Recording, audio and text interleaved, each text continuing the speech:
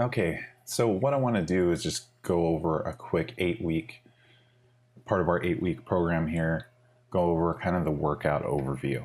This isn't going to get into specific exercises, but it's going to lay out everything as far as a schedule and kind of the prioritization when it comes to the weight training workouts. So Sunday, which actually starts today, I'm going to go on a 1.5 hour bike ride. And the point is putting a time spot here because I'm tracking all this through my Fitbit, and I'll be recording and reporting back the analytics on that.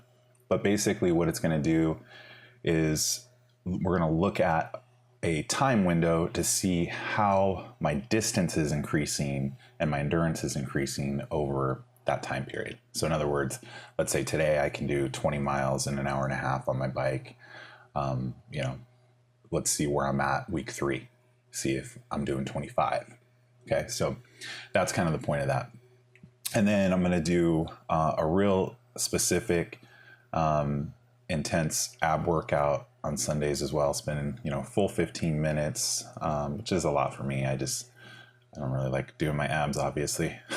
But then, part of this is, again, overall health and body reconditioning.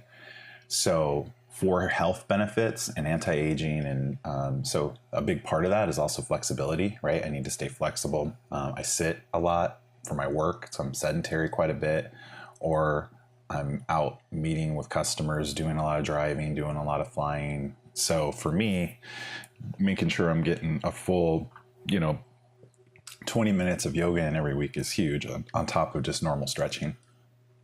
Then Monday, this is in the gym, 15 minutes of cardio, kind of focusing on that, keeping my heart rate in that fat burning zone, targeted heart rate, orange zone there.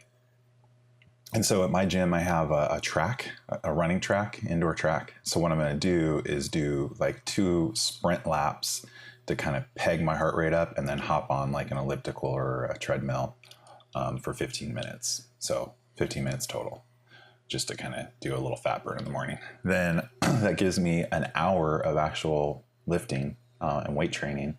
And what I'm doing is my priority is to focus on my chest. So you'll see that, I do 2 chest workouts a week that are really, targeted around that to keep the intensity high.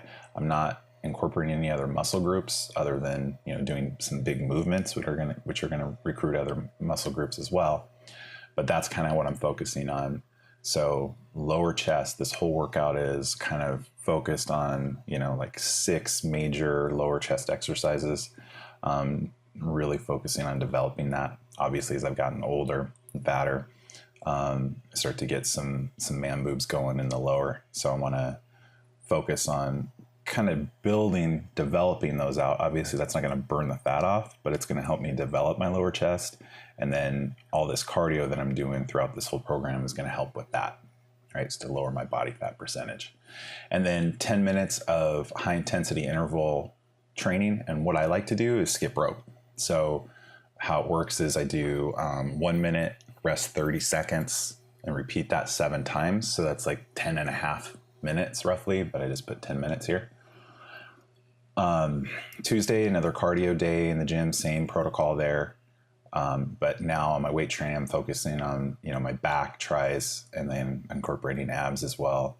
Doing a 30-minute run in the afternoon. This is kind of before dinner, just going from my house and doing a 30-minute run. Again, we're going to see how my distance and speed is improving over that 30-minute window over the course of this 8 weeks. So that's why I'm putting a time limit and not a distance limit. Then again, we kind of repeat the same thing in the gym in the morning. Now we're focusing on leg day. And again, I'm using only big movements. I don't do single chain movements like, leg extension, leg curls. It's just too hard on my knees. And there's tons of research out there, guys. If you look at it, there's just not beneficial. So doing variations and unilateral movements around big movements like single leg squats, deadlifts, stiff leg deadlifts,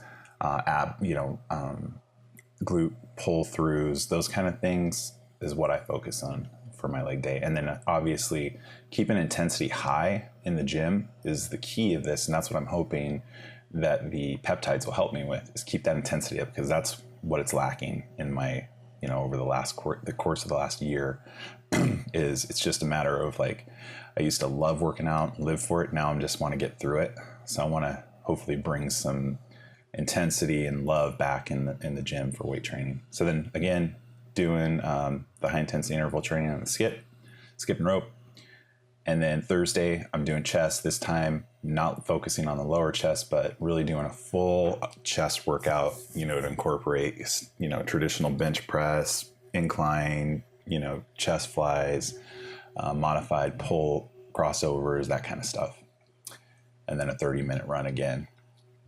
Friday, following the same protocol for the quick cardio, but focusing on this is kind of an accessory day to kind of tie in everything. So, shoulders, biceps and traps day, skip rope. And then Saturday, this is a big run day. So I'm going to do an hour run.